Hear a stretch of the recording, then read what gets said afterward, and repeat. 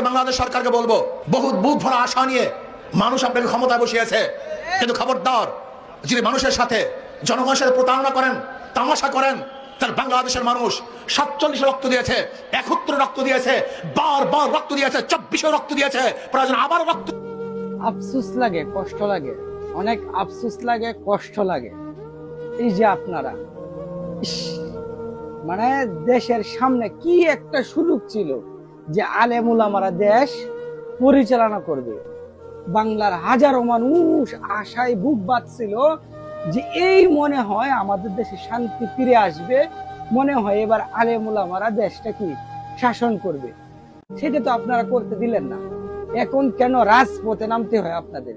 কেন মাইক নিয়ে সেই 17 বছরের মতন আবারও কেন এই বিক্ষোভ মিছিল এগুলা করতে হয়? কেন আবার সরকারের কাছে রিকোয়েস্ট করতে হয়? কেন? ওয়াই? গাদা ফানিকা আওরায়া ফানিকা।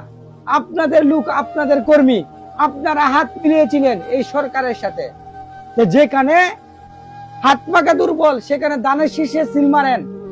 কোনোভাবে যেন জামাতে ইসলাম না যাইতে পারে, সরকার গঠন যেন না করতে পারে জামাতে ইসলাম।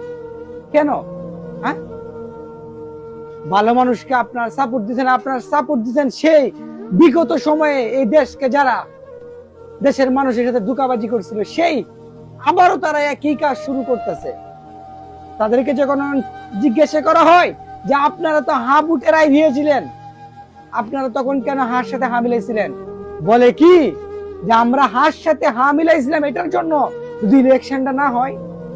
চিন্তা করেন তারা কত বড় ধোঁকাবাজ, যে জনগণকে আশা দেখাইছিল ইলেকশন জিতার পরে ওরা এখন কি বলে, না আমরা তো হার সাথে হা মিলিয়েছিলাম, যদি ইলেকশনটা না হয় আমরা মানা করার পরে। চিন্তা করেন তারা কত বড় বেঈমান। তারা জাতির সাথে বেঈমানি করছে, লাখো কোটি মানুষের সাথে বেঈমানি করছে, লাখো কোটি মানুষের আবেগ নিয়ে তারা খেলা করতেছে। এই দিন নয়, আরো দিন পরে আছে। আপনারা তো সে বুঝলেন, এখন আন্দোলন করতেছেন। হ্যাঁ, আপনাদের জন্য, কিছু কিছু লোকদের জন্য আজকে বাংলাদেশের হাজারো মানুষের কপালে এই দুর্দশা। শুধু আপনাদের জন্য আপনারা দায়ী। কাল হাসরের মাঠে আপনারা দায়ী থাকবেন। এই কিছু কিছু আলেম উলামাদের জন্য সারা বাংলাদেশের আলেম উলামাদের কি সমস্যা, একজন আরেকজনের গালাগালিজ করে, একজন আরেকজনকে কি ফতোয়াবাজি করে। আফসোস লাগে আপনাদের এগুলো দেখলে। এখন ভালো লাগে না? আরো কিছু সামনে আরো কিছু দেখার বাকি আছে।